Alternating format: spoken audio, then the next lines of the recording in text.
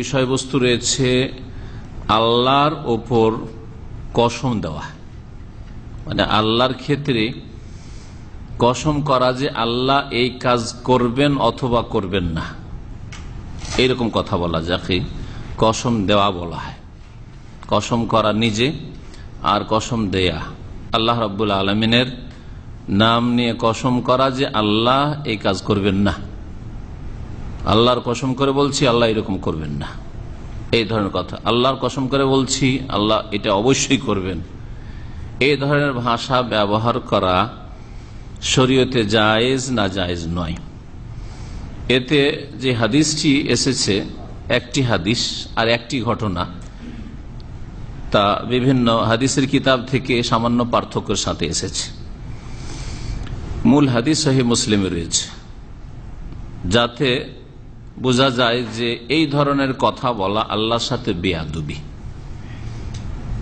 কিন্তু তখনই বেয়াদবি হবে, দুঃসাহসিকতা দেখানো হবে, যখন আল্লাহ রাব্বুল আলামিনের রহমতকে, আল্লাহর দয়াকে, আল্লাহর অনুগ্রহকে সংকীর্ণ করে দেবেন বা সংকুচিত করে দেবেন এবং নিজে আত্মগর্বে ভুগবেন।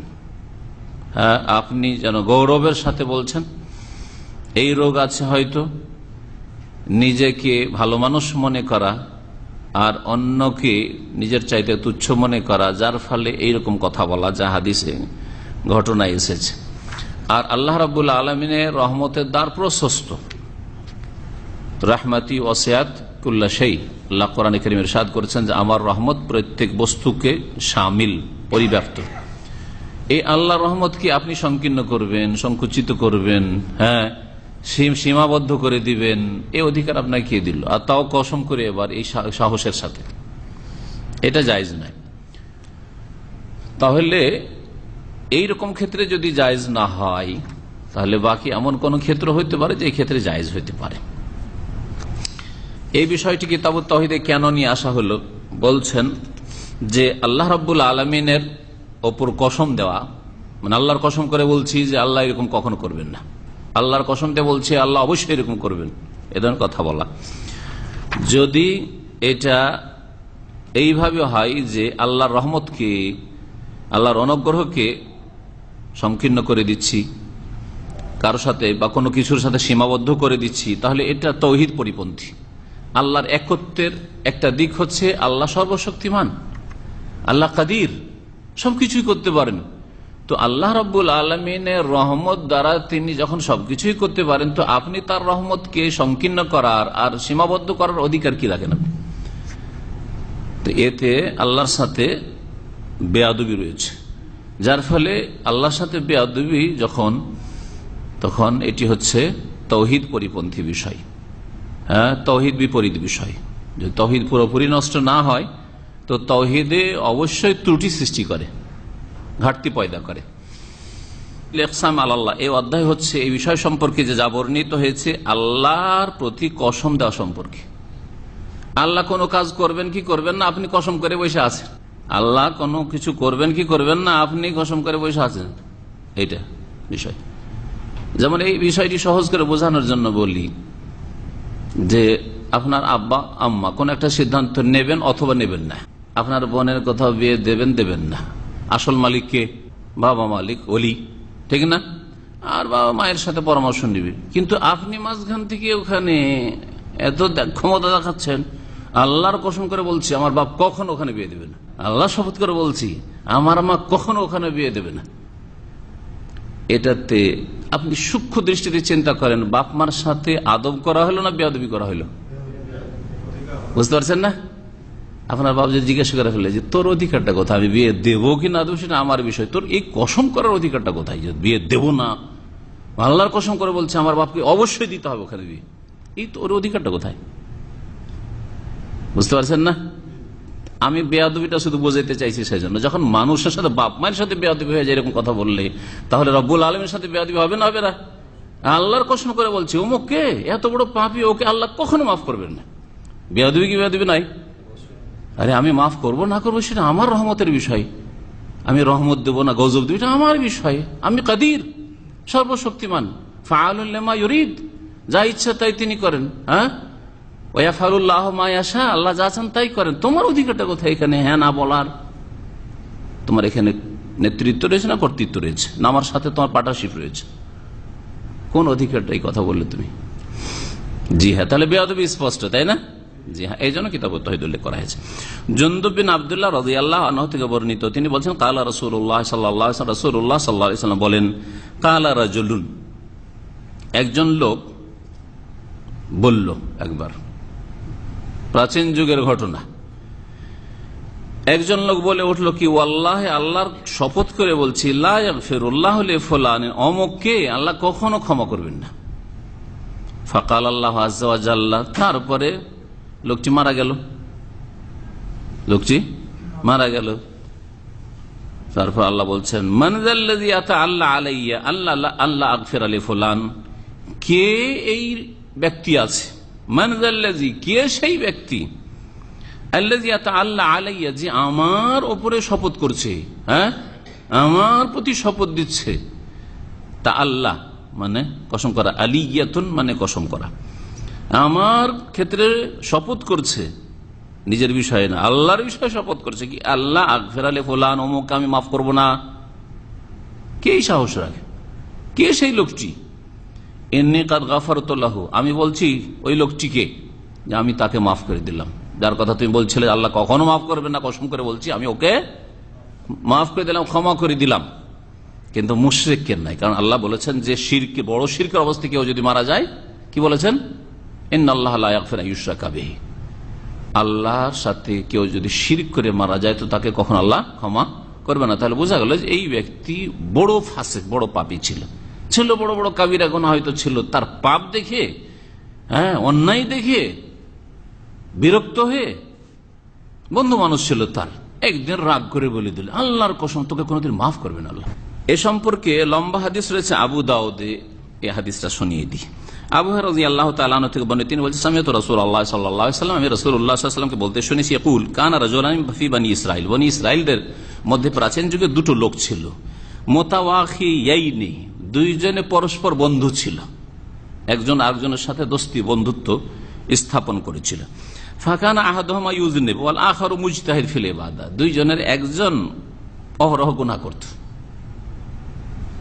মুমিন ছিল, কাফের মুশরিক ছিল না, কিন্তু গুনাহ করত। ওয়াল আখার, দ্বিতীয় ব্যক্তি মুজতাহিদ ফিল ইবাদা, ইবাদত বندگিতে বড় পরিশ্রমী ছিল, মেহনত করে ইবাদত বندگি করত। ফাকানা লা ইয়াজালুল মুজতাহিদু ইয়ারাল আখার আলাজাম, সব সময় দেখতো ওই মেহনত পরিশ্রম করে ইবাদত গুজার নেক লোকটি তার বন্ধুকে যে সে সবসময় গুনহায় মেতে আছে, গুনহায় লিপ্ত। ফায়াকুলু, বলতো, আকসির, আরে ছাড়ো ছাড়ো, ক্ষান্ত হও। ফাওয়াজাদাহু ইয়াওমান আলাজাম, কিন্তু শোনেন না, গুনাহ করতে থাকে। একদিন গুনাহ করতে দেখেছে, ফাকালু আকসির, ছাড়ো গুনাহ, ক্ষান্ত হও। ফাকালা, তখন এই লোকটি বিরক্ত হয়ে তার কথা বলছে, খাল্লিনি ওয়া রাব্বি, আমাকে আর আমার রবকে ছেড়ে দাও, আমি বুঝে নেব আমার রবের সাথে, তোমার তাতে কি। খাল্লিনি রব্বি মানে আমাকে আমার প্রতিপালকের সাথে, মা রব্বি, আমাকে আমার রবের সাথে ছেড়ে দাও। আবুয়েস্তা আলাইয়া রাকিবান, তুমি কি আমার ওপর তুমি কর্তৃত্ব রাখো, তোমাকে পাঠানো হয়েছে আমার ওপর তোমাকে পর্যবেক্ষক করে, রাকিব মানে পর্যবেক্ষক করে পাঠানো হয়েছে যে তুমি আমার হিসাব নিকাশ নেবে, তুমি আমার দারোগা পুলিশ নাকি, যে আমরা সাধারণ ভাষায় বলি, তুমি আমার হিসাব নিকাশ নেবে। ফাকাল, সে ব্যক্তি ওয়াল্লাহি, তখন রাগ করে বলছে, আল্লাহর কসম, লা ইয়াগফিরুল্লাহু লাকা, তোমাকে আল্লাহ মাফ করবেন না, ওয়ালা ইউদখিলুকাল জান্নাহ, তোমাকে আল্লাহ জান্নাতে কখনো দেবেন না। ফাকুবিযা আরওয়াহুমা, দুইজনের রূহ আল্লাহ গ্রহণ করলেন, দুইজনে মারা গেল। ফাজতামা ইনদা রাব্বিল আলামিন, বিশ্বজাহানের রব আল্লাহ পাকের কাছে দুইজনের আত্মা হাজির হইল। ফাকাল আলী হাজাল মুজতাহিদ, তখন আল্লাহ বললেন এই মেহনতি পরিশ্রমী যে ইবাদত ওই ব্যক্তিকে, আকুনতা বি আলেমান, তুমি কি আমার সম্পর্কে সব জানতে নাকি, যে কাকে মাফ করব না করব, কাকে জান্নাত দেব না দেব, সব জানা ছিল তোমার না? আও আলা মাফি ইয়াদি কাদেরান, অথবা আমার যে হাতে যা রয়েছে, আমার ক্ষমতায় যা রয়েছে তার উপর কি তোমার কোনো ক্ষমতা ছিল নাকি, সেই জন্য বলেছে আল্লাহ তোমাকে এই করবে না সেই করবে না বলে এসছো। ওয়াকাল আলী মুজনিব, আর এই গুনাহগারকে বলল, ইযহাব, যাও, ফাদখুলিল জান্নাতে বিরহমাতি, আমার অনুগ্রহের রহমতে তুমি জান্নাতে প্রবেশ করো, যাও জান্নাতে যাও। ওয়াকাইল আখার, ওই ব্যক্তিকে যে মেহনতি পরিশ্রমী ছিল ইবাদতবন্দি তাকুল ইযহাবু বিহি ইলান নার, ও সম্পর্কে বলল ফেরেশতাদেরকে আল্লাহ পাক রব্বুল বললেন যে ইযহাবু বিহি ইলান নার, একে জাহান্নামের দিকে নিয়ে চলে যাও, জাহান্নামে নিয়ে চলে যাও। মানে চিরকালে জাহান্নামে বোঝায় না, আল্লাহু আ'লাম। কিন্তু যদি এমন তার অপরাধ গিয়ে পৌঁছে থাকে যে তাওহীদ পুরোপুরি নষ্ট করেছে, তাহলে সেটা হইতে পারে, সম্ভাবনা দুটোই রয়েছে। এই মর্মে এই ঘটনার সাথে সম্পৃক্ত তিরমিজিতে একটি হাদিস রয়েছে, 2320 নম্বর হাদিস। রাসূলুল্লাহ সাল্লাল্লাহু আলাইহি ওয়াসাল্লাম বলেন, ইন্নার রাজুলা লা ইয়াতাকাল্লামু বিল কালিমা। হাদিসটি যদিও অনেক সময় মানুষ অপরাধের কথা, অন্যায় কথা, একটি কথা বলে, চরম অন্যায়ের কথা, কিন্তু ব্রুকিবি করে না, আর সেই কারণে তাকে জাহান্নামে যেতে, একটা কথার কারণে সারা জীবনের আমল নষ্ট করে ফেলল। নিঃসন্দেহে একজন মানুষ লা ইয়াতাকাল্লামু বিল কালিমা, কোন একটি কথা বলে, মা ইয়াযুন্নু আন তাবলুগ, সে কল্পনা করতে পারে, ধারণা করতে পারে না যে এই পর্যায়ের অপরাধে পৌঁছিবে, মা বালাগাত, যেখানে এই অপরাধ পৌঁছেছে বা এই কথাটি পৌঁছেছে। ইয়াকতুবুল্লাহু বিহা সাখাতাহু ইলা ইয়াউমি আলকাহ, যেদিন আল্লাহর সাথে সাক্ষাৎ করবে সেই দিন তার জন্য অসন্তুষ্টি আল্লাহ রেখে রেখেছেন, আল্লাহ অসন্তুষ্ট হয়ে যাবেন, এই কথা লিখে রেখেছেন। এবং তিরমিজি বলছেন হাযা হাদিসুন হাসানুন সহিহ। এই জন্য জবান থেকে কথা বের করার সময় একটু চিন্তা করে কথা বলতে, কারণ কথা বেরিয়ে যাওয়ার পরে ফিরিয়ে নেওয়া যায় না, যেমন তীর ধনুক থেকে বেরিয়ে গেলে ফিরিয়ে নেওয়া যায় না। হঠাৎ করে কখনো পারিবারিক সমস্যায়, আর্থিক সমস্যায়, কষ্টে, বালা মুসিবতে, আল্লাহ তুমি কি এটা কাজ করলে নাকি, আউযুবিল্লাহ, একটা কথা কি হলো, ধ্বংস সব, তকদিরকে অস্বীকার, তকদিরের অসন্তুষ্টি প্রকাশ, কুফর। এর চাইতে খারাপ কথা দেশের ফাসিক লোকেরা, যারা আকীদা বুঝে না, দিন বুঝে না, আল্লাহকে গাল দেয়। আল্লাহ দেখতে পায় না আজকে বৃষ্টি বর্ষা, আল্লাহ আমাকে পেয়েছিল, আমার একটা এই ছেলেটাকে পেয়েছিল, কারো ছেলে মেয়ে যদি মারা যেত, এই ধরনের কথা। এছাড়া বহু কথা, শিরকের কথা, গাউসুল আজম জিলানীকে বলা, বাবাকে উদ্ধার করে, একটা কথা চিরকালে জাহান্নাম, মুশরিক হয়ে গেল, বড় শিরকে লিপ্ত হইল। তো এইরকম আল্লাহর রহমতকে সীমিত করে দেওয়া, আল্লাহর রহমতকে সীমিত করে দেওয়া, এবং তার সাথে সাথে যদি অহংকার ঢুকে যায় যে আমার এই রকমের বলার ক্ষমতা আছে, বা আমি ওই রকম সৎ লোক, কিন্তু এরা হচ্ছে একেবারে নিকৃষ্ট লোক, যার ফলে এইরকম কসম করেছে, এই ধরনের যদি খারাপ দিক থাকে তাহলে এটা হারাম, এইরকম কথা বলা হারাম। তাহলে এই শর্তের সাথে যখন হারাম আমি শুরুতে ইঙ্গিত করেছি, তাহলে কোন কোন ক্ষেত্রে জায়েজ হতে পারে। যেমন কোন একটা কিছু ঘটতে যাচ্ছে, তখন আল্লাহর কাছে বড় আশা রাখেন, আপনি আল্লাহর কাছে সুধারণা রাখেন, আল্লাহর উপর, হ্যাঁ, আল্লাহর কাছে বড় আশা রাখেন, একটা ঝুঁকিপূর্ণ অবস্থায় আছেন, আর বলছেন যে চিন্তা করিও না, স্ত্রীকে বলছেন, ছেলে মেয়েদেরকে বলছেন যে তোমরা চিন্তা করিও না, আল্লাহ কোনোদিন আমাদের অসহায়, আল্লাহর কসম করে বলছি যে কোনোদিন আল্লাহ অসহায় ছেড়ে দেবেন না আমাদেরকে। এটাও তো বললাম আল্লাহর কসম করে, জায়েজ হবে না? হবে না? কেন এটা জায়েজ হবে? হোসনে জান, এটা সুধারণ না, আরে আল্লাহ, কিন্তু সেখানে যেন অহংকার না ঢুকে যায়, আমরা এরকম আমল করি, এরকম নেক লোক, এইরকম না, ওইটা যেন আবার না আসে, অহংকার না আসে। কিন্তু যদি আল্লাহর রহমতের আশাবাদী, আল্লাহর রহমত থেকে নিরাশ হয় না, আল্লাহর রহমত থেকে কাফেরিনের, ইন্নাহু লা ইয়াইআসু মির রাউহিল্লাহি ইল্লাল কওমুল কাফিরুন লা তাকনাতু মির রাহমাতিল্লাহ, এসব আয়াতকে সামনে রেখে যদি বলেন যতই বালা মুসিবত তোমাদের সামনে আসুক, চিন্তা করি না, আল্লাহর কসম করে বলছি কোনো কিছু হবে না, যদি এরকম কথা বলে, তাহলে জায়েজ হবে না? হবে না? হ্যাঁ, কারণ আল্লাহর রহমতের আশা করলো, আল্লাহর রহমতকে কোনো কিছুর সাথে সীমিত করে দিল না, বিষয় কিন্তু চেঞ্জ হয়ে গেল, সেজন্য এখানে জায়েজ। এইরকম নজির আছে, এমনিতে জায়েজ করেনি, এইরকম নজির আছে। এক মহিলা দাঁত ভেঙে দিয়েছিল, কারো দাঁত ভেঙে দিয়েছিল, যেভাবে দাঁত ভেঙে দিয়েছিল পাথর দিয়ে, তারপরে তখন দিয়াত নেবে, দাঁতের বদল দাঁত। তো নবী করিম সাল্লাল্লাহু আলাইহি ওয়াসাল্লাম বললেন আসিন্না বিসসিন্না, দাঁতের বদলে দাঁত দিতে হবে, দাঁত ভাঙতে হবে।